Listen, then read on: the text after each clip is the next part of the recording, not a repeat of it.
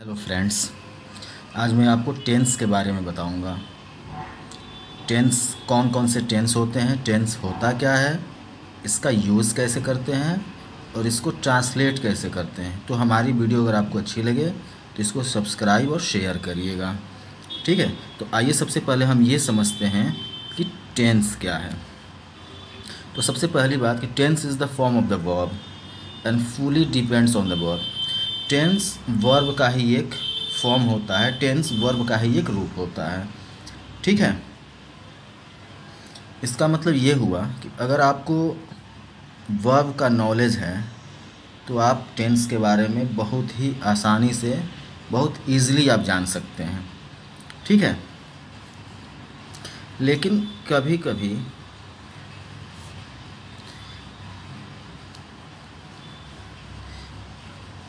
ये समझना मुश्किल हो जाता है कि एक्चुअली में टेंस है क्या। तो इस हिसाब से टेंस और टाइम में बहुत ज़्यादा कॉन्ट्राडिक्शन हो जाता है। एक्चुअली टेंस मीन्स टाइम भी होता है और टाइम मीन्स टेंस भी होता है, बट इसमें स्लाइटली डिफरेंस है। अब डिफरेंस क्या है कि हमारा जो टाइम होता है ये एक ऐसा कंसेप्ट है जो रियलिटी के ऊपर डिपेंड है। जैसे हमारे पास पास्ट टाइम होता है, प्रेजेंट टाइम होता है, फ्यूचर टाइम होता है, ठीक है। मीन्स कोई ऐसा वर्क जो हो चुका है, कोई ऐसा वर्क जो इस समय चल रहा है और कोई ऐसा जो होगा, ये तो टाइम हो गया। बट टेंस क्या है? Tense is fully a grammatical activity. Tense क्या है? एक ग्रामेटिकल एक्टिविटी है which is used to express an event or action in the flow of time। Tense क्या है? एक ग्रामेटिकल एक्टिविटी है जो एक टाइम के अकॉर्डिंग चलता है या टाइम के अकॉर्डिंग बदलता है, ठीक है। तो ये तो आपका टेंस हो गया। अब आइए एक एक करके हम टेंस के बारे में पढ़ते हैं, ठीक है। वैसे हमारे पास 3 तरह के टेंस होते हैं। There are 3 type of tense: present tense, past tense और फ्यूचर टेंस, ठीक है।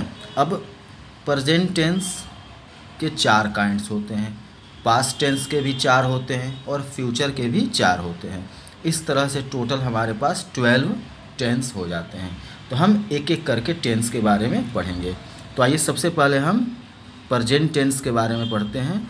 और प्रेजेंट टेंस में जो पहला टेंस होता है वो होता है प्रेजेंट इंडेफिनिट, या उसको हम सिंपल प्रेजेंट भी कहते हैं, ठीक है। तो सबसे पहले हम ये जानेंगे कि कैसे हम पहचानेंगे कि हमारा जो सेंटेंस दिया हुआ है वो प्रेजेंट इंडेफिनिट में है, ठीक है। तो इसको हम 2 टाइप में, 2 पार्ट में कैटेगराइज किए हैं, एक हिंदी मीडियम स्टूडेंट्स के लिए और एक इंग्लिश मीडियम स्टूडेंट्स के लिए। अगर हिंदी मीडियम का स्टूडेंट्स हो तो वो कैसे जानेगा कि कोई भी सेंटेंस प्रेजेंट इंडेफिनिट में दिया हुआ है? तो इसके लिए बहुत ही सिंपल तरीका है कि अगर किसी भी सेंटेंस के अंत में या क्रिया के अंत में ता है, ती है और ते है, अगर इस तरह का आता है, जैसे वह जाता है, ता आ गया, सीता खाना बनाती है, ती आ गया, तो हम समझ जाएंगे कि ये प्रेजेंट इंडेफिनिट का सेंटेंस है। और इंग्लिश मीडियम स्टूडेंट कैसे जानेंगे? तो प्रेजेंट इंडेफिनिट जो हमारा होता है इसको हम हैबिट कहते हैं, आदत। तो अगर किसी सेंटेंस में हमें हैबिट दिख रहा है तो हम ये समझ जाएंगे कि वो प्रेजेंट इंडेफिनिट या सिंपल प्रेजेंट है, ठीक है। या वर्ब का फर्स्ट फॉर्म यूज हुआ हो, या वर्ब के साथ एस और ईएस यूज हुआ हो, ठीक है। जैसे ही गोज़, गो के साथ ईएस लगा है। सीता कुक्स फूड, कुक के साथ एस लगा है। तो इस तरह से हम ये समझ जाएंगे कि ये प्रेजेंट इंडेफिनिट टेंस का सेंटेंस है। अब आइए इसका ट्रांसलेशन हम देखते हैं। इसको ट्रांसलेट करने के रूल्स के बारे में हम डिस्कस करते हैं, रूल्स, ठीक है। तो पहले हम सिंपल सेंटेंस को देखते हैं। कि अगर हमारे पास कोई सिंपल सेंटेंस हो, सिंपल सेंटेंस मतलब जो जो कि निगेटिव ना हो, इंट्रोगेटिव ना हो, तो इसको ट्रांसलेट हम कैसे करेंगे। तो अगर हमारे पास कोई सिंपल सेंटेंस है तो हम क्या करेंगे, सबसे पहले हम सब्जेक्ट लिखेंगे, फिर हम वर्ब का फर्स्ट फॉर्म लिखेंगे या वर्ब के साथ एस और ई एस लगाएंगे, उसके बाद हम ऑब्जेक्ट लिखते हैं। जैसे मान लीजिए हमारे पास आई, वी, यू, दे या कोई प्लूरल सब्जेक्ट हो, तो वर्ब में एस और ई एस नहीं लगाते हैं, हमारा वर्ब का फर्स्ट फॉर्म डायरेक्ट यूज़ होता है। और यदि हमारा subject he, she, it, name या कोई सिंगुलर सब्जेक्ट हो, तो वर्ब में हम एस और ई एस का यूज़ करते हैं। ठीक है, जैसे मान लीजिए यहाँ पे सेंटेंस दिया हुआ है, वह स्कूल जाता है। वह, तो सब्जेक्ट क्या हमारा है, ही, तो ही के साथ क्या वर्ब में एस और ई एस का यूज करेंगे, तो ही गोज़, यानी ही सब्जेक्ट हो गया, गोज़ आपका वर्ब हो गया और टू स्कूल आपका ऑब्जेक्ट हो गया। ठीक है, तो ही गोज़ टू स्कूल। दूसरा सेंटेंस है, मैं एक गाना गाता हूँ, तो हमारा सब्जेक्ट क्या है, मैं, यानी आई है, तो आई के साथ हम वर्ब में एस और ई एस नहीं लगाते हैं, वर्ब का फर्स्ट फॉर्म डायरेक्ट आ जाता है, आई सिंग अ सॉन्ग। ठीक है, अब अगर हमारा सेंटेंस निगेटिव हो, निगेटिव मीन्स नकारात्मक सेंटेंस हो, यानी जिसमें नॉट का यूज़ हुआ हो, तो उसको हम कैसे ट्रांसलेट करेंगे। तो इसके लिए सब्जेक्ट के साथ हम डू या डज का यूज़ करते हैं, उसके बाद हम नॉट का यूज़ करते हैं, फिर वर्ब का फर्स्ट फॉर्म होता है, फिर ऑब्जेक्ट होता है। डू या डज जब आ जाता है तो हम वर्ब का फर्स्ट फॉर्म ही ऑलवेज यूज़ करते हैं। अब सब्जेक्ट हमारा अगर ये हो, आई, वी, यू, दे या कोई प्लूरल सब्जेक्ट हो, तो उसके साथ हम डू नॉट, और ही, शी, इट या किसी का नाम हो या कोई सिंगुलर सब्जेक्ट हो, उसके साथ हम डज नॉट का यूज़ करते हैं। जैसे यहाँ पे दिया हुआ है, वे लोग नहाने नहीं जाते हैं, तो वे लोग मतलब दे, तो दे के साथ हम क्या करेंगे, डू नॉट का यूज़ करेंगे, तो they do not go for a bath. ठीक है, दूसरा सेंटेंस हमारे पास है, वह रोज़ स्कूल नहीं जाता है, तो वह क्या है, ही, तो ही के साथ हम डज नॉट यूज़ करते हैं, तो he does not go to school daily. ठीक है, अब अगर कोई इंट्रोगेटिव सेंटेंस हो, प्रश्नवाचक वाक्य, तो हम क्या करेंगे, डू या डज को सब्जेक्ट के पहले लिखेंगे, फिर वर्ब का फर्स्ट फॉर्म, फिर ऑब्जेक्ट। ठीक है, और जैसे कभी कभी क्या होता है, जैसे यहाँ पे एक सेंटेंस दिया हुआ है, क्या वह खेलने जाता है, तो does he go to play, यानी डज को हमने पहले लगाया, फिर ही सब्जेक्ट हो गया, फिर गो हमारा वर्ब हो गया, और फिर टू प्ले ऑब्जेक्ट हो गया। लेकिन कभी कभी क्या होता है कि हमारे सेंटेंस में WH वर्ड का यूज हो जाता है, जैसे वह रोज़ कहाँ जाता है, तो कहाँ मतलब वेयर। WH वर्ड वो वर्ड होते हैं जिसमें W और H का यूज होता है, जैसे वेयर, वॉट, वाई, हाउ, विच। तो इस तरह के अगर वर्ड यूज किए गए हों और उससे इंट्रोगेटिव सेंटेंस दिया हो, तो हम सबसे पहले WH वर्ड लिखते हैं, तब डू या डज लिखेंगे, तब सब्जेक्ट लिखेंगे, तब वर्ब लिखेंगे, तब ऑब्जेक्ट लिखेंगे। जैसे यहाँ पे where does he go daily. ठीक है, कभी कभी इंट्रोगेटिव के साथ निगेटिव भी आ जाता है।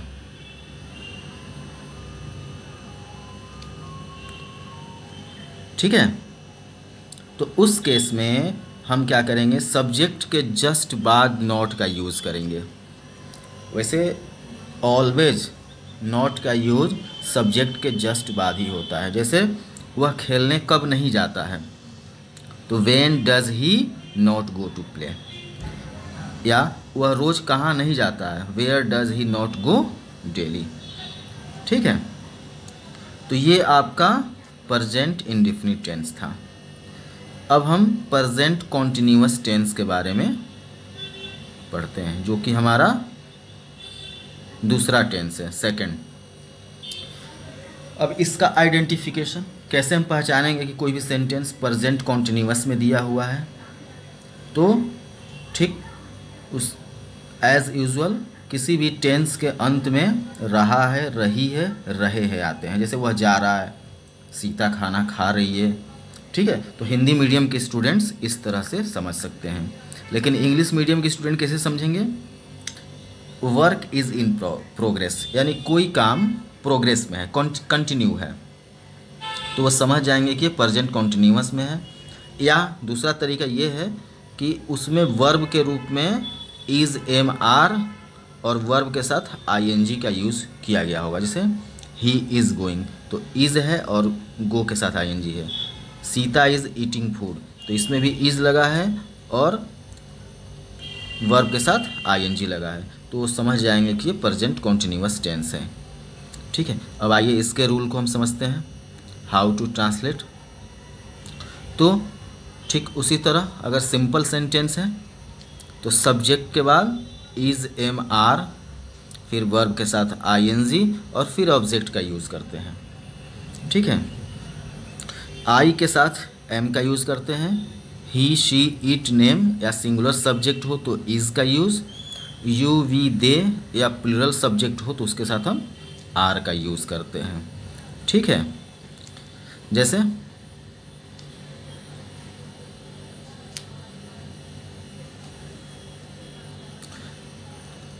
वे लोग नदी में नहा रहे हैं, वे लोग मतलब दे, तो दे के साथ क्या होगा? आर का यूज होगा, तो they are bathing in the river. या दूसरा सेंटेंस है दो और दो चार होते हैं, तो टू एंड टू दोनों मिलके प्लूरल हो गए, तो इसके साथ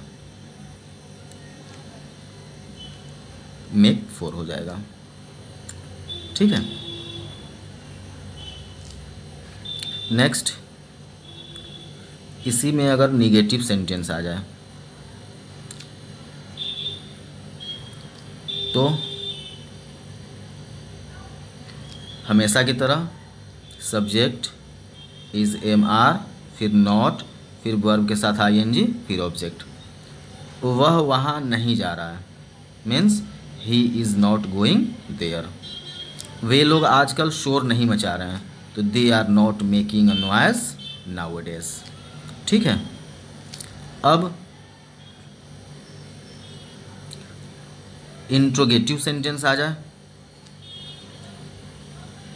तो इज़ एम आर को हम सब्जेक्ट के पहले लाएंगे, फिर हमारा सब्जेक्ट होगा, फिर वर्ब के साथ आईएनजी होगा, फिर ऑब्जेक्ट होगा। और अगर सेंटेंस में क्या, क्यों, कैसे का यूज़ किया गया है तो हम WH वर्ड पहले लिखेंगे, तब इज़ एम आर लिखेंगे, तब सब्जेक्ट, तब वर्ब के साथ आईएनजी, तब ऑब्जेक्ट। जैसे क्या मैं कुछ गलत कर रहा हूँ, तो am I doing something wrong. या वे लोग अब भी क्यों सो रहे हैं, तो क्यों का यूज हुआ यानी वाई, तो ये पहला वाला जो सेंटेंस है ये वाला वो इस रूल से बनेगा, और इसमें WH वर्ड का यूज हुआ है दूसरे सेंटेंस में तो इस रूल से होगा, तो why are they sleeping now. ठीक है, फिर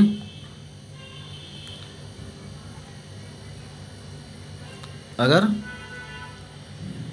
इंट्रोगेटिव निगेटिव एक साथ आ जाए तो is am are subject plus not plus verb के साथ आईएनजी और फिर ऑब्जेक्ट का यूज़ करेंगे।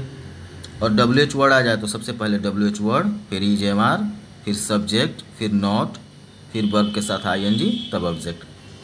जैसे क्या वे लोग आज नहीं जा रहे हैं, तो are they not going today. और दूसरा सेंटेंस हमारा है हम लोग अब कहाँ जा रहे हैं, कहाँ, तो वेयर WH वर्ड है तो उसको दूसरे के रूल के हिसाब से where are we going now. ठीक है, तो ये आपका प्रेजेंट कॉन्टिन्यूअस था। अब नेक्स्ट सेंटेंस पास्ट परफेक्ट। ठीक है। अब हम कैसे जानेंगे कि पास्ट परफेक्ट का सेंटेंस कौन सा है? तो हिंदी मीडियम का स्टूडेंट सिंपली देखेंगे, किसी भी सेंटेंस के लास्ट में अगर दिया हुआ है चुका है, चुकी है, चुके हैं, या ये है, ई है, ये है, अगर ऐसा कुछ आ रहा है, जैसे वह जा चुका है आ गया, सीता खाना खा चुकी है आ गया, ये लोग क्या किए हैं, ये है आ गया। तो इस तरह का कोई भी शब्द वाक्य और वर्ड दिया हुआ है तो हिंदी मीडियम के स्टूडेंट ये समझ सकते हैं कि ये प्रेजेंट परफेक्ट का सेंटेंस है। और इंग्लिश मीडियम के स्टूडेंट्स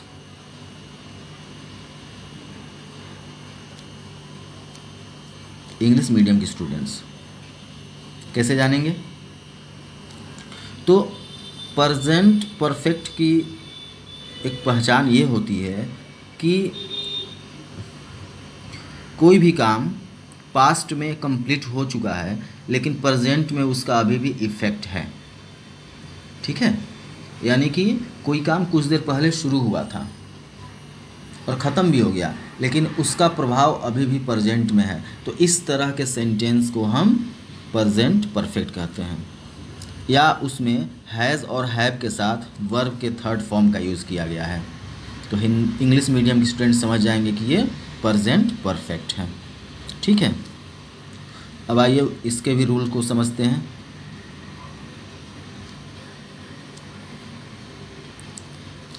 रूल तो इसमें भी सिंपल सेंटेंस अगर दिया हो तो सब्जेक्ट, फिर हम हैज़ और हैव लगाएंगे, फिर वर्ब का थर्ड फॉर्म लगाएंगे, फिर ऑब्जेक्ट लगाएंगे और उसके बाद जो कुछ और वर्ड्स बचते हैं तो उसको लिखेंगे। तो इसमें ही, शी, इट, नेम या कोई सिंगुलर सब्जेक्ट हो तो हैज़ का यूज़, आई, वी, यू, दे या कोई प्लूरल सब्जेक्ट हो तो हम हैव का यूज़ करेंगे। ठीक है,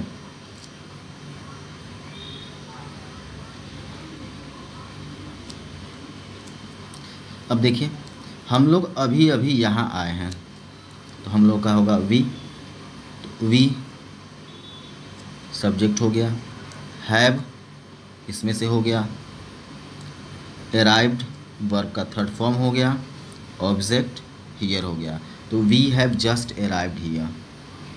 ठीक है, दूसरा सेंटेंस है वह यहाँ से जा चुका है तो he has gone from here. ठीक है, next negative sentence. Negative sentence दिया हो तो सिंपली सब्जेक्ट हैज़ और हैव के बाद हम नॉट का यूज़ करेंगे, बाकी सब ऐसा ही लिखेंगे। जैसे राम यहाँ नहीं आया है तो Ram has not come here. Sita और गीता ने कुछ नहीं कहा है तो Sita and Gita have said nothing.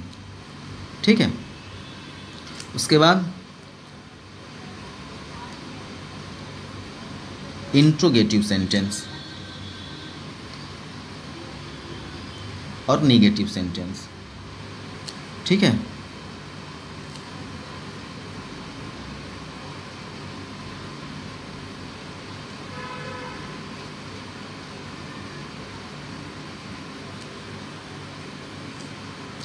तो हमने यहाँ पे इंट्रोगेटिव और निगेटिव को एक ही साथ डाल दिया है। ठीक है, तो इंट्रोगेटिव में हैज़ और हैव, सब्जेक्ट, वर्ब का थर्ड फॉर्म, ऑब्जेक्ट और अदर वर्ड्स, और WH वर्ड हो तो पहले WH वर्ड, फिर हैज़ और हैव, फिर सब्जेक्ट, फिर वर्ब का थर्ड फॉर्म, फिर ऑब्जेक्ट, फिर अदर वर्ड्स। और अगर आपको इसमें नॉट का यूज़ करना है, नॉट आ रहा है, ठीक है, तो सब्जेक्ट के जस्ट बाद यानी कि यहाँ पे और वर्ब के पहले हम नॉट का यूज़ कर लेंगे। जैसे क्या उसने कुछ नहीं किया है तो has he not done anything, या वे लोग अपनी बात क्यों नहीं किए हैं तो why have they not explained their matter. ठीक है, अब प्रेजेंट परफेक्ट कॉन्टिन्यूअस, इसको देखते हैं।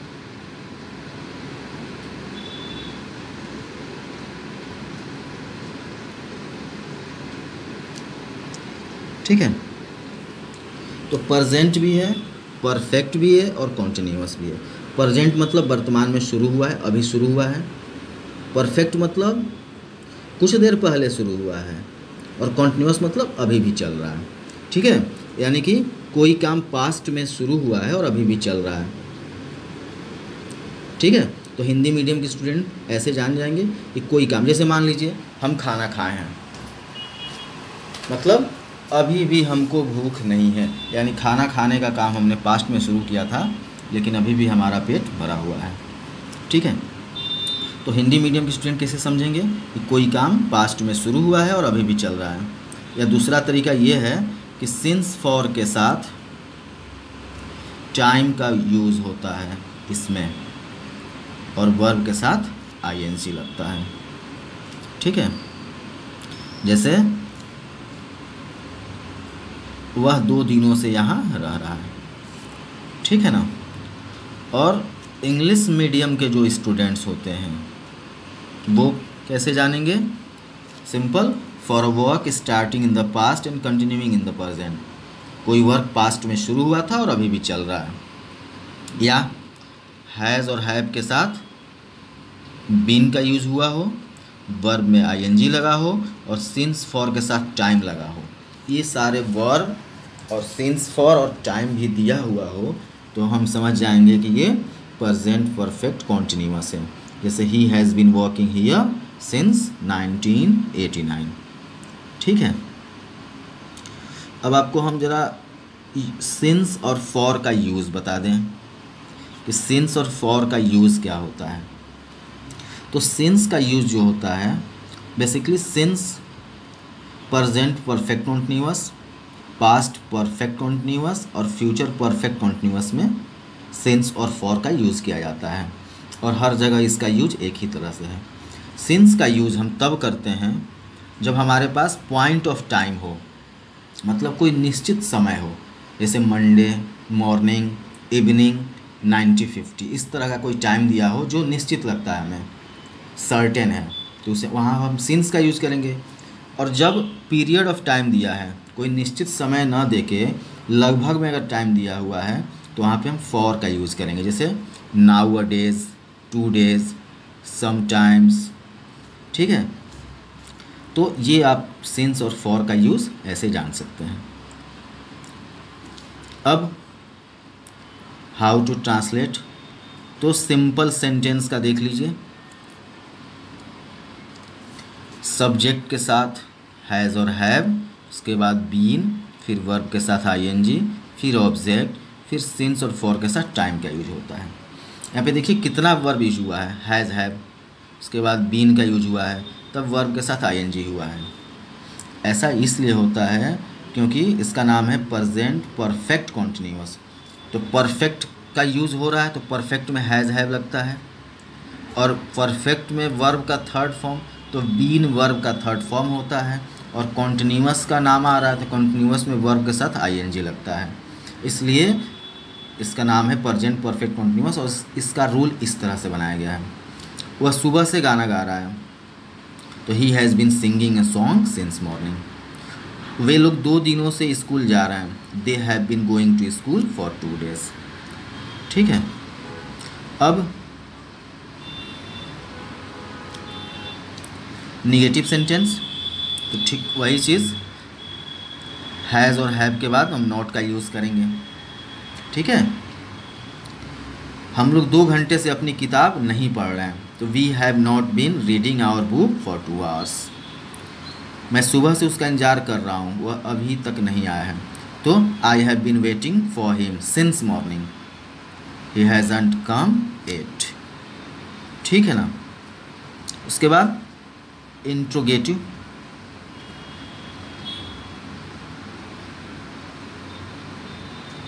इंट्रोगेटिव दिया हो तो सिंपली हैज़ और हैव को हमें सब्जेक्ट के पहले लगा देना है, बाकी सब कुछ वैसे लिखना है। और WH वर्ड दिया है तो हैज़ और हैव के भी पहले WH वर्ड का यूज़ कर देना है। एग्जाम्पल देखिए, घंटे भर से वह बच्चे को सुलाने का प्रयास क्यों कर रही है, तो क्यों यानी वाई। WH वर्ड वाला रूल यहाँ पे लगेगा, ये वाला रूल, ठीक है। तो why has she been trying to put the baby to sleep for an hour. दूसरा सेंटेंस है आपका बच्चा पिछले 2 महीने से स्कूल क्यों नहीं आ रहा है। तो why has your son not been coming to school for the last 2 months. तो अगर नॉट का यूज आ जाए तो क्या करेंगे, जब हम वर्ब को सब्जेक्ट के पहले लाते हैं तो नॉट सब्जेक्ट के जस्ट बाद लगता है, और अगर वर्ब सब्जेक्ट के जस्ट बाद है तो नॉट का यूज़ सब्जेक्ट और उसके बाद आने वाले वर्ब के जस्ट बाद लगाते हैं। अगर सेंटेंस में सब्जेक्ट के साथ कई वर्ब दिया हो तो सब्जेक्ट के जस्ट बाद आने वाले वर्ब के बाद नॉट का यूज़ किया जाता है। ओके, अब देखिए प्रेजेंट टेंस हमारा ख़त्म हो गया। अब हम पास्ट टेंस के तरफ चलते हैं, ठीक है। पास्ट टेंस भी 4 तरह का होता है। पास्ट इंडेफिनिट, जिसे हम सिंपल पास्ट कहते हैं। इसका आइडेंटिफिकेशन क्या है, पहचान क्या है।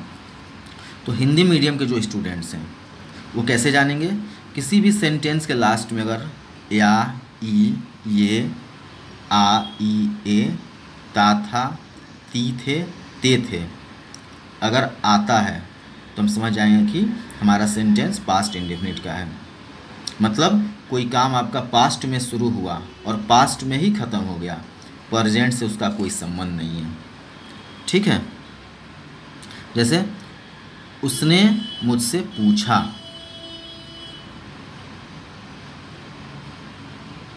उसने मुझसे पूछा, वह दौड़ में पहला आया। इस तरह का सेंटेंस, पूछा आ रहा है, आया या आ रहा है। तो हिंदी मीडियम के स्टूडेंट्स ये समझ सकते हैं कि ये पास्ट इंडेफिनिट का सेंटेंस है। और इंग्लिश मीडियम के students same, work started in the past and was completed to, काम पास्ट में शुरू हुआ था और ख़त्म भी हो गया।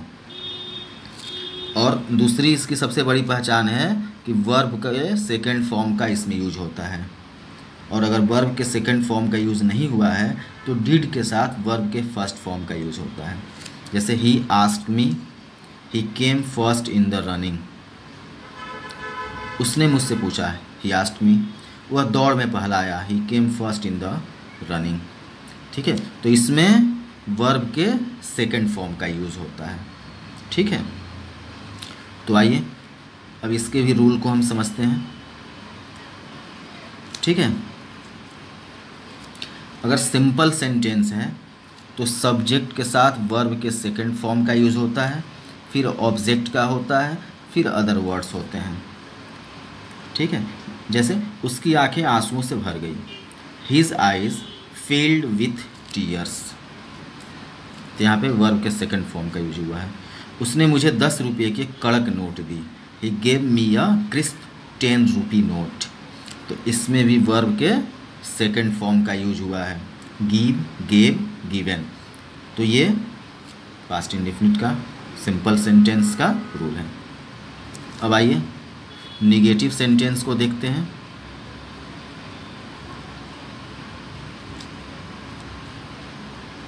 तो इसमें जब पास्ट इंडेफिनिट में या पास्ट टेंस में जब निगेटिव का सेंस आता है, सॉरी पास्ट इंडेफिनिट में जब निगेटिव का सेंस आता है तो यहाँ पे हम डिड नॉट का यूज़ करते हैं। तो जब हम डिड नॉट का यूज़ करेंगे तो हमारा वर्ब का फर्स्ट फॉर्म आएगा। ऐसा इसलिए होता है, जैसे हमने बताया कि पास्ट इंडेफिनिट में वर्ब के सेकंड फॉर्म का यूज़ होता है, तो सेकंड फॉर्म का यूज़ तो हमेशा होगा। कैसे, जैसे यहाँ पे डिड जब लग गया तो डिड वर्ब के सेकंड फॉर्म होता है, तो उसके बाद वर्ब के फर्स्ट फॉर्म का ही यूज़ किया जाएगा, ठीक है। जैसे मैंने कल उससे इस बारे में बात नहीं की, I did not speak to him about this yesterday.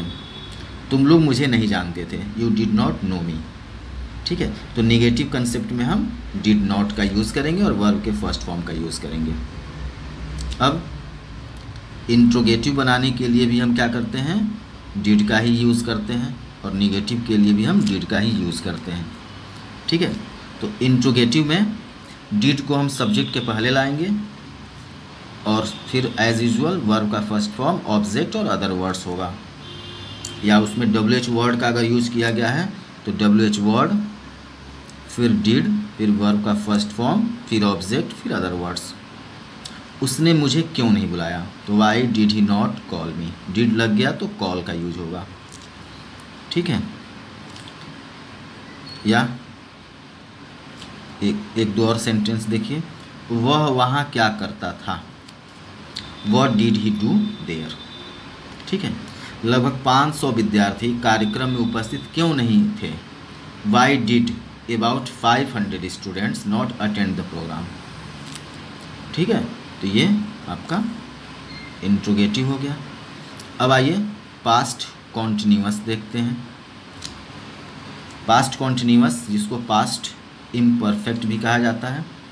अब इसको हम कैसे पहचानेंगे, तो हिंदी मीडियम स्टूडेंट्स के लिए किसी भी सेंटेंस के अंत में या क्रिया के अंत में रहा था, रही थी और रहे थे हो, तो हम समझ जाएंगे कि ये पास्ट कॉन्टिन्यूअस है।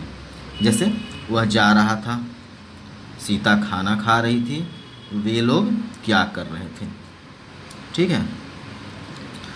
और इंग्लिश मीडियम के जो स्टूडेंट्स हैं वो कैसे जानेंगे, तो for an action going on at the time of speaking in the past, एक ऐसा काम जो पास्ट में कंटिन्यू था। इसमें वॉज और वर के साथ, वर्ब के साथ आईएनजी आता है, वर्ब के साथ आईएनजी, ठीक है, वॉज और वर के साथ। जैसे ही वॉज गोइंग, वह जा रहा था। Sita was eating food, Sita खाना खा रही थी। व्हाट वर दे डूइंग, ठीक है, वे लोग क्या कर रहे थे।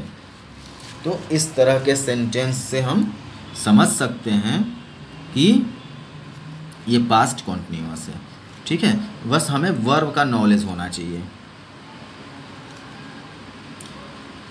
अब अगर आपके पास ही, शी, इट, नेम या सिंगुलर सब्जेक्ट हो तो वॉज का यूज़ करते हैं, और आई, वी, यू, दे और प्लूरल सब्जेक्ट हो तो वर का यूज़ करते हैं, ठीक है। तो आइए इसका सिंपल सेंटेंस देखते हैं। तो सब्जेक्ट के बाद वॉज और वर, वर्ब के साथ आईएनजी, फिर ऑब्जेक्ट, फिर अदर वर्ड्स। वे तुम्हारी तारीफ कर रहे थे, वे मतलब दे, सब्जेक्ट आ गया। अब दे के साथ क्या लगेगा, वर लगेगा, तो ये वर्ब आ गया। तारीफ कर रहे थे यानी प्रेजिंग, ये हो गया, और ऑब्जेक्ट में यू हो गया। मैं कतार में मेरी बारी की राह देख रहा था, I was waiting for my turn in the Q, ठीक है। अब निगेटिव सेंटेंस, तो सब्जेक्ट के बाद वॉज और वर, उसके बाद जस्ट नॉट लग जाएगा, बाकी सब कुछ वैसा रहेगा। लोग कुएं से पानी नहीं निकाल रहे थे, people were not drawing water from the well. मैं कल इस वक्त यह किताब नहीं पढ़ रहा था, I was not reading this book this time yesterday, ठीक है। उसके बाद इंट्रोगेटिव सेंटेंस देखते हैं। तो इंट्रोगेटिव सेंटेंस में हमारा जो वर्ब है वॉज और वर, वो सब्जेक्ट के पहले आ जाएगा, बाकी सब ऐसा ही लग जाएगा। या WH वर्ड हो तो वॉज और वर के भी पहले WH वर्ड आ जाएगा। क्या टीवी कल तक ठीक चल रहा था, तो वॉज द टीवी फंक्शनिंग और वर्किंग नॉर्मली अंटिल यस्टरडे, ठीक है। या ये सेंटेंस हो, उसे बहुत पसीना क्यों आ रहा था, तो why was he sweating profusely, ठीक है। या वे मेरी तरफ क्यों नहीं देख रहे थे, why were they not looking at me, ठीक है ना। तो WH वर्ड पहले आ गया, फिर उसके बाद देखिए वर्ब आ गया, तब देखिए सब्जेक्ट आ गया, तब यहाँ पे वर्ब आ गया, तब यहाँ पे ऑब्जेक्ट आ गया। यहाँ पे नॉट का यूज़ था तो नॉट आ गया, फिर वर्ब आ गया, तब ऑब्जेक्ट आ गया, ठीक है। तो ऐसे हम ट्रांसलेट करते हैं, ठीक है। अब पास्ट परफेक्ट टेंस, तो हम कैसे जानेंगे कि कोई भी सेंटेंस पास्ट परफेक्ट में, इसका आइडेंटिफिकेशन क्या है। तो हिंदी मीडियम के जो स्टूडेंट्स हैं वो कैसे जानेंगे, तो कोई काम पास्ट के किसी निश्चित समय से पहले अथवा उस समय तक पूरी हो गई थी, यानी कोई ऐसा काम जो पास्ट में एक समय पे ख़त्म हो गया था, ठीक है, या समय से पहले ही ख़त्म हो गया था, या वाक्य के अंत में या था, आ था, ए थे, इस तरह के शब्द आते हैं। जैसे उसने मुझे वचन दिया था, या आ गया हम वहाँ एक बार गए थे। तो हिंदी मीडियम के स्टूडेंट्स इस तरह से समझ सकते हैं। अब इंग्लिश मीडियम के स्टूडेंट्स कैसे जानेंगे? तो same thing, work started in the past and completed at a certain period of time. इसमें सबसे बड़ी पहचान क्या है कि हैड के साथ वर्ब के थर्ड फॉर्म का यूज होता है। जैसे he had given me a promise, we had gone there once, ठीक है। अब सिंपल सेंटेंस देखते हैं। तो सब्जेक्ट के साथ हैड, फिर वर्ब का थर्ड फॉर्म, फिर ऑब्जेक्ट, फिर अदर वर्ड्स। जैसे हमने उन्हें आमंत्रण दिया था, वी हैड इन्वाइटेड देम। उसने मुझे वहाँ जाने की सलाह दी थी, he had advised me to go there. यानी कि सब्जेक्ट के बाद हैड, वर्ब का थर्ड फॉर्म और फिर ऑब्जेक्ट, यानी हैड के साथ वर्ब के थर्ड फॉर्म आया है। तुम समझ जाएंगे कि ये पास्ट टेंस है, ठीक है। उसके बाद निगेटिव कंसेप्ट। निगेटिव में क्या है? हैड के बाद नॉट का यूज़, ठीक है। फिर एज यूजुअल, हम 8 लोग वहाँ नहीं गए थे, 8 of us had not gone there. मैंने उसे सुबह 10 बजे फ़ोन नहीं किया था, I had not called him at 10 in the morning, ठीक है। बस इसमें नॉट का यूज हो जाएगा हैड के बाद, यानी सब्जेक्ट के बाद जो पहला वर्ब है उसके बाद नॉट का यूज। उसके बाद इंट्रोगेटिव सेंटेंस।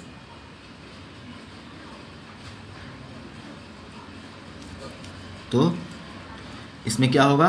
हैड हमारा सब्जेक्ट के पहले आ जाएगा, बाकी सब कुछ वैसा रहेगा। अगर आपके इंट्रोगेटिव सेंटेंस में WH वर्ड का यूज हुआ हो तो वो हैड के पहले आ जाएगा। जैसे वह मुझे क्यों भूल गया था, वाई हैड ही फॉरगॉटन मी, ठीक है। या दो और सेंटेंस देखिए, हम वहाँ एक बार कब गए थे, तो कब लगा है यानी when, had we gone there once. हमने उसकी अनुमति क्यों नहीं ली थी, why had we not taken his permission. मतलब अगर इसमें हम नॉट का भी यूज़ करना चाहें तो सब्जेक्ट के बाद लग जाएगा, क्योंकि वर्ब तो हमारा सब्जेक्ट के पहले आ गया है, ठीक है। अब देखिए पास्ट परफेक्ट टेंस में कुछ ऐसे भी सेंटेंस होते हैं जो बिफोर और आफ्टर से जुड़े होते हैं। जैसे मेरे स्टेशन पहुंचने से पहले गाड़ी खुल चुकी थी, यानी पहले का यूज हुआ है बिफोर का। अब इसमें देखिए दो काम हो रहा है, मेरा स्टेशन पहुंचना और गाड़ी का खुलना, लेकिन गाड़ी मेरे पहुंचने के पहले ही खुल चुकी थी, ठीक है। Means in past perfect some sentences connected by before and after. The train had started before I reached the station. मतलब कुछ ऐसे भी सेंटेंस इसमें आते हैं पास्ट परफेक्ट में जो बिफोर और आफ्टर से जुड़े होते हैं। तो इनको हम ट्रांसलेट कैसे करें, क्योंकि इसमें दो वर्क एक साथ होता है। तो इसका फॉर्मेट ये है कि हम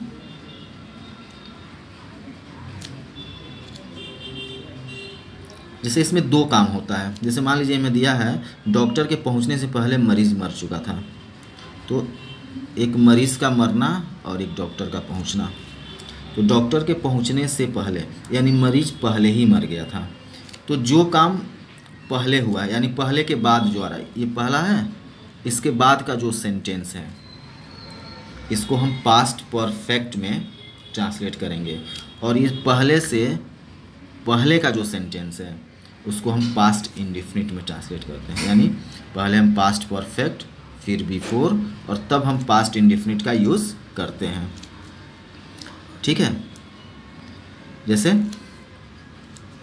सेंटेंस जो हमारा ऊपर वाला था, डॉक्टर के पहुंचने से पहले मरीज मर चुका था, तो मरीज मर चुका था ये हम पहले ट्रांसलेट करेंगे और पास्ट परफेक्ट में करेंगे। तो द पेशेंट हैड डायड, तब हम बिफोर का यूज करेंगे।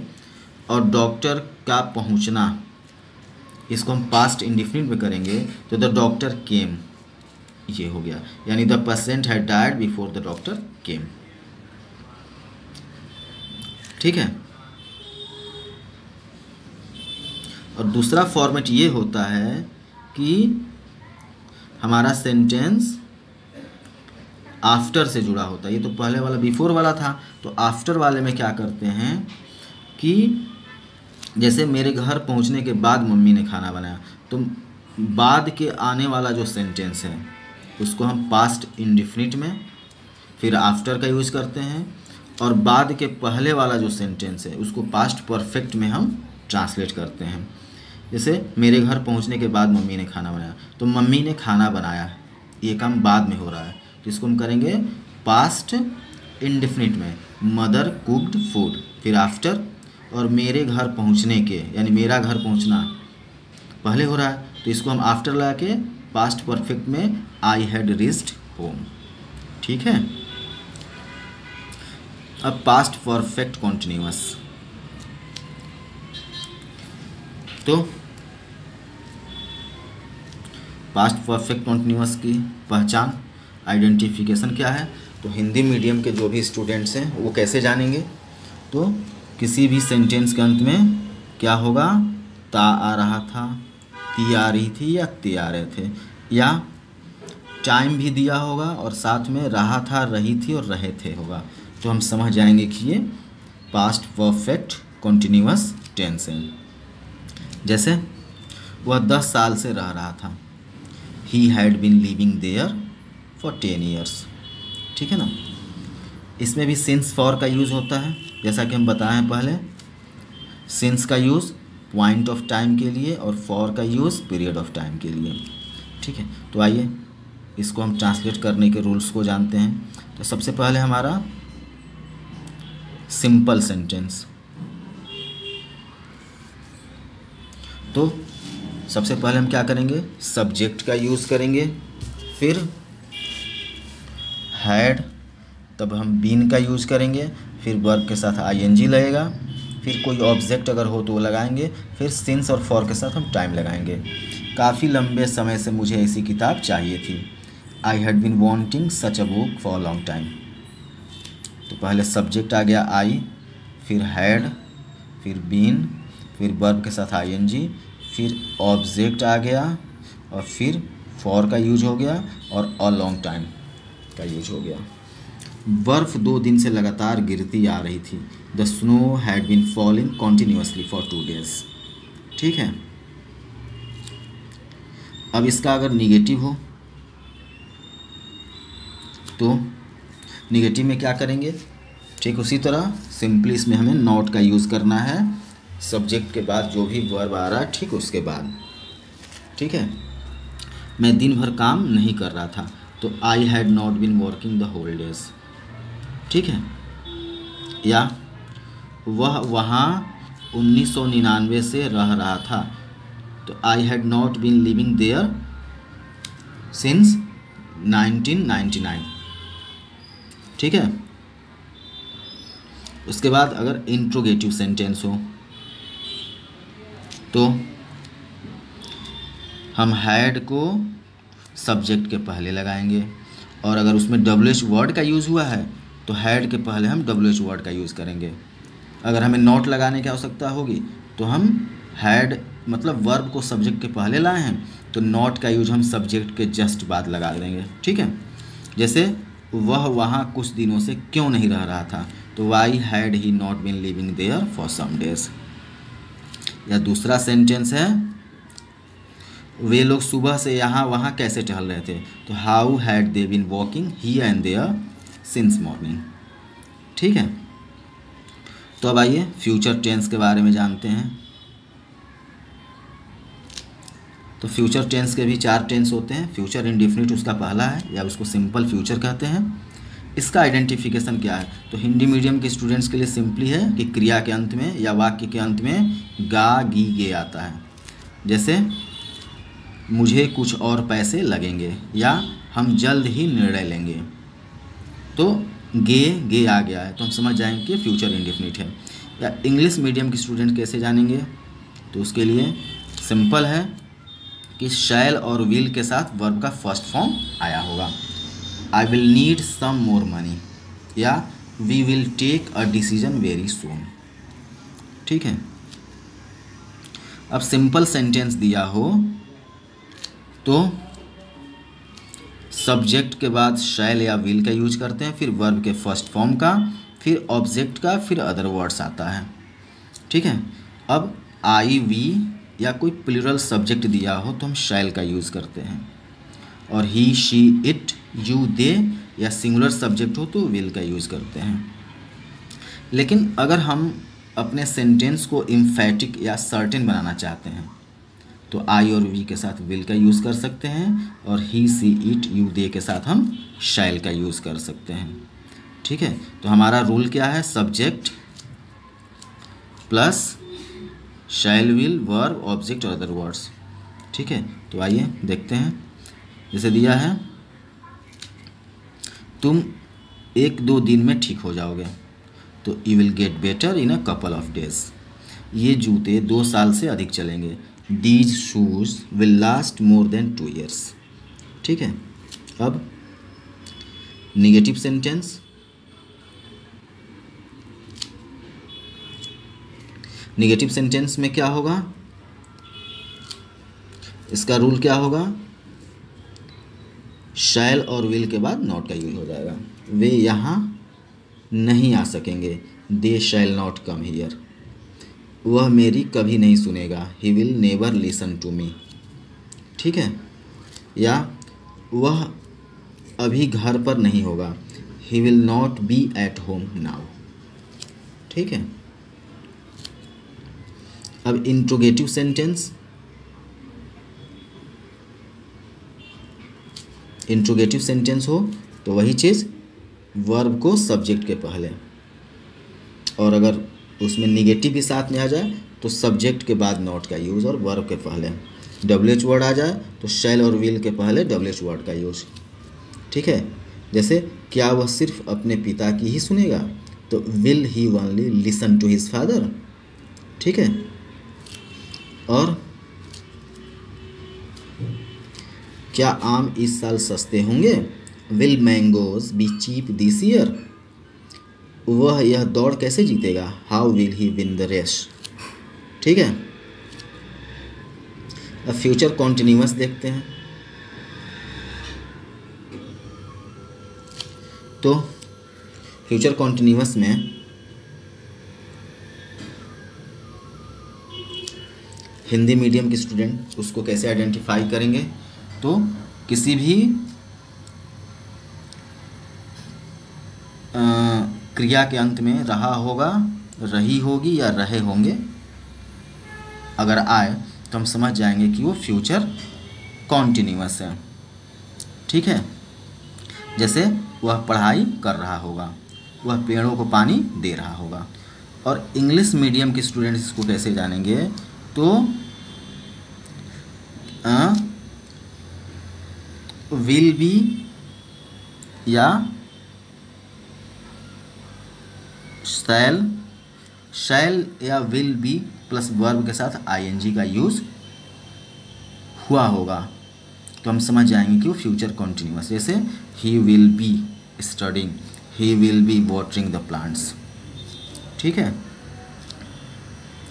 अब अगर सिंपल सेंटेंस हो तो वही सब्जेक्ट शैल विल के बाद बी, वर्ब के साथ ING, फिर ऑब्जेक्ट, फिर अदर वर्ड।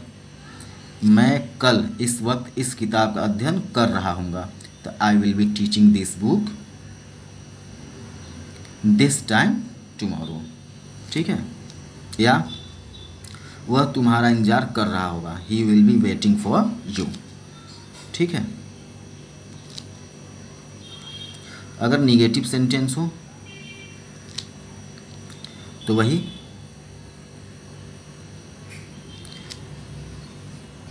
शैल और विल के बाद नॉट का यूज़ होगा, बाकी सब कुछ वैसे ही होगा। वह सभा में उपस्थित नहीं रहेगा, he will not be attending the meeting. या मैं कल मुंबई नहीं आ रहा हूँगा, I will not be going to Mumbai tomorrow. ठीक है ना। अब इंट्रोगेटिव सेंटेंस हो तो क्या होगा, शैल और विल को हम सब्जेक्ट के पहले लगा देंगे, या अगर उसमें क्वेश्चन वर्ड WH वर्ड का यूज हुआ है तो शैल और विल के पहले हम WH वर्ड का यूज़ करेंगे। उसके बाद सब्जेक्ट, फिर बी, फिर वर्ब के साथ ING, फिर ऑब्जेक्ट, फिर अदर वर्ड्स। नॉट लगाना है तो सब्जेक्ट के जस्ट बाद। ठीक है। जैसे सेंटेंस देखिए, क्या तुम कल इस प्रतियोगिता में भाग ले रहे होंगे, तो will you be taking part in this competition tomorrow. वह क्यों टीवी देख रहा होगा, why will he be watching television. ठीक है ना। अगर यही आ जाए कि वह क्यों टीवी नहीं देख रहा होगा, तो why will he not be watching television. ठीक है। नेक्स्ट अब आ गया फ्यूचर परफेक्ट। ठीक है। तो फ्यूचर परफेक्ट का आइडेंटिफिकेशन क्या है, हिंदी मीडियम के स्टूडेंट कैसे जानेंगे, किसी भी क्रिया के अंत में या होगा, ई होगी, ये होंगे, या फिर चुका होगा, चुकी होंगी और चुके होंगे, ये सब आया हो तो हम समझ जाएंगे कि ये फ्यूचर परफेक्ट है। जैसे वह अब तक घर पहुंच गया होगा, या दूसरा सेंटेंस, मेरी परीक्षा 15 मार्च तक समाप्त हो चुकी होगी, तो चुकी होगी, इसमें होगा, आ होगा, आ रहा है, या होगा, तो हम समझ जाएंगे कि फ्यूचर परफेक्ट का टेंस है, सॉरी सेंटेंस है। ठीक है। और इंग्लिश मीडियम के स्टूडेंट कैसे जानेंगे, तो सिंपल है, शैल और विल के साथ हैव और उसके बाद वर्ब के थर्ड फॉर्म का यूज किया गया होगा। He will have reached home by now, my examination will have finished by 15th of March। ठीक है। यानी कि शैल और विल के साथ अगर हैव लगा है और वर्ब का थर्ड फॉर्म लगा है तो फ्यूचर परफेक्ट है वो। अब एक एक करके इसको ट्रांसलेट करने के रूल के बारे में देखते हैं। तो अगर सिंपल सेंटेंस है तो शैल और विल के बाद हैव, फिर वर्ब का थर्ड फॉर्म, फिर ऑब्जेक्ट। तब तक यह किताब मैंने 2 बार पढ़ ली होगी, I will have read this book twice by then. वह यह खबर सुन चुका होगा, he will have heard this news. कोई भी परफेक्ट टेंस हो उसमें वर्ब के थर्ड फॉर्म का ही यूज होता है, चाहे वो प्रेजेंट हो, पास्ट हो, फ्यूचर हो। ठीक है। उसके बाद अगर निगेटिव सेंटेंस आया तो शैल और विल के जस्ट बाद नॉट का यूज। जैसे इस महीने के अंत तक मैं यह पुस्तक नहीं पढ़ चुका हूँगा, तो सब्जेक्ट, फिर आई के साथ विल आ गया, फिर नॉट, फिर हैव, फिर रीड, यानी रीड क्या है, वर्ब के थर्ड फॉर्म है, ऑब्जेक्ट है दिस बुक, और ये सब अदर वर्ड्स हैं। उसने अगले हफ्ते के अंत तक 1000 रुपयों की बचत नहीं कर ली होगी, he will not have saved Rs 1000 by the end of the next week. ठीक है। तो निगेटिव में नॉट का यूज़ वर्ब के बाद जो प्लेस होता है वहाँ पे यूज़ कर लेते हैं। ठीक है। सब्जेक्ट के बाद का फर्स्ट वर्ब, उसके बाद नॉट। उसके बाद इंट्रोगेटिव, तो वही होगा, हमारा जो वर्ब है शैल और विल, उसको हम सब्जेक्ट के पहले लगा देंगे, या WH वर्ड हो तो उसको शैल और विल के पहले लगा देंगे। ठीक है। क्या वह कल इस वक्त खाना खा चुका होगा, तो ये इंट्रोगेटिव सेंटेंस है, और वह है तो वह के साथ विल लगता है, तो will he have eaten food at this time tomorrow. या दूसरा सेंटेंस देख लीजिए, इस वर्ष के अंत तक मेरा यह किताब लिखना कैसा हो गया होगा, कैसे हो गया होगा, तो how shell I have finished writing this book by the end of this year. ठीक है। अब फ्यूचर परफेक्ट में भी पास्ट परफेक्ट की तरह एक सेंटेंस आता है जो बिफोर से कनेक्टेड होता है। जैसे पास्ट परफेक्ट में बिफोर और आफ्टर से कनेक्टेड होता है, इसमें सेंटेंस सिर्फ बिफोर से कनेक्टेड होता है। तो इसको हम कैसे ट्रांसलेट करेंगे, जैसे यहाँ पे एक सेंटेंस दिया हुआ है, the train will have started, उसके बाद आई रीच द स्टेशन, उसके बीच में बिफोर का यूज हुआ है। तो ये दो sentence, I reach the station और the train will have started, ये दोनों बिफोर से कनेक्टेड है। तो इस तरह का कोई सेंटेंस हो तो हम क्या करेंगे, बिफोर के बाद, ठीक है। जैसे यहाँ पे दिया है डॉक्टर के पहुँचने से पहले मरीज मर चुका था, यानी मरीज का मरना पहले ही हो गया था, डॉक्टर बाद में पहुँच रहे हैं। तो पहले के बाद जो सेंटेंस आ रहा है यानी मरीज का मरना, इसको हम फ्यूचर परफेक्ट में ट्रांसलेट करते हैं, फिर हम बिफोर का यूज करते हैं। और पहले के पहले जो सेंटेंस है यानी डॉक्टर का पहुंचना, इसको हम प्रेजेंट इंडेफिनिट में ट्रांसलेट करते हैं। जैसे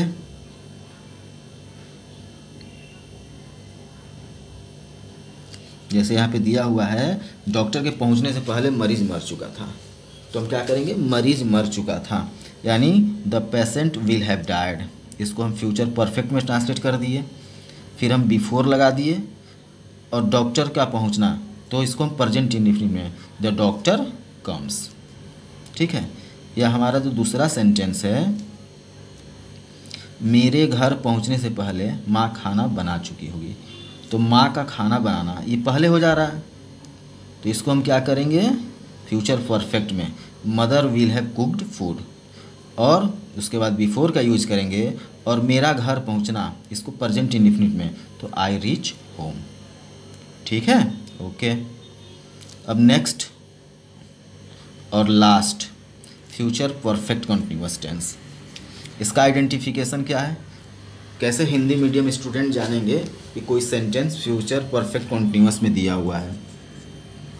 तो सबसे पहली बात कि कोई भी परफेक्ट कंटिन्यूअस हो, उसमें समय दिया होता है और वर्ब के साथ आईएनजी का यूज होता है।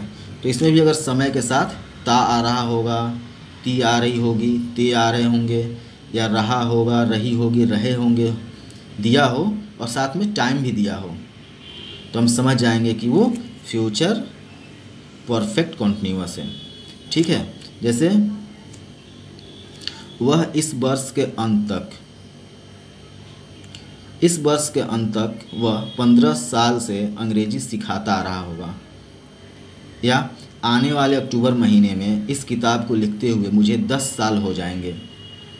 तो एक तो ये है कि यहाँ पे देखिए 10 साल हो जाएंगे, 15 साल हो जाएंगे, टाइम दिया हुआ है और लास्ट में दिया हुआ आ रहा होगा या गे रहा होगा, जाएंगे, ये सब दिया है, तो हम समझ जाएंगे कि ये फ्यूचर परफेक्ट कंटिन्यूअस है, क्योंकि इसमें टाइम और ता आ रहा होगा, ती आ रही होंगी, ऐसे कुछ दिया हुआ है, ठीक है।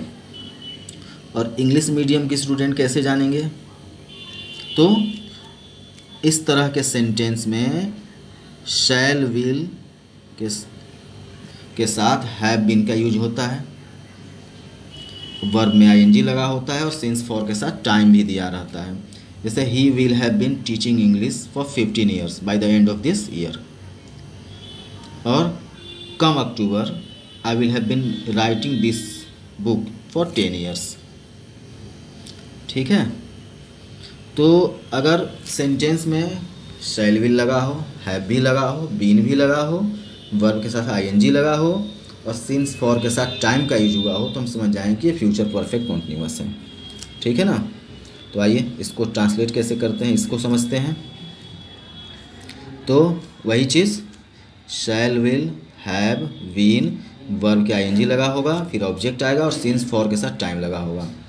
इस महीने के अंत तक हमें यहाँ रहते हुए 5 साल हो जाएंगे, तो by the end of this month we will have been living here for 5 years.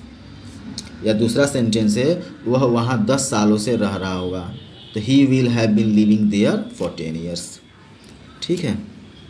अब निगेटिव सेंटेंस में वही शैल और विल के बाद नॉट का यूज होगा, बाकी सब कुछ वैसा ही रहेगा।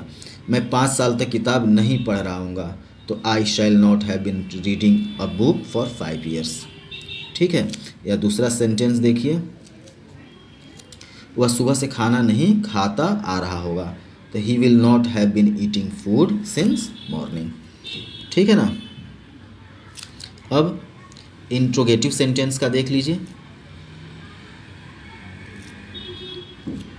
इसमें क्या होता है, वही शैल और विल सब्जेक्ट के पहले आ जाएगा, बाकी सब कुछ वैसा ही रहेगा। और अगर उसमें WH वर्ड दिया हो तो शैल और विल के पहले भी WH वर्ड आ जाएगा, बाकी सब कुछ वैसा ही रहेगा। सब्जेक्ट, हैव बीन, वर्ब के साथ ING, ऑब्जेक्ट, सिंस, फॉर के साथ टाइम, सब कुछ एज यूजुअल होगा। जैसे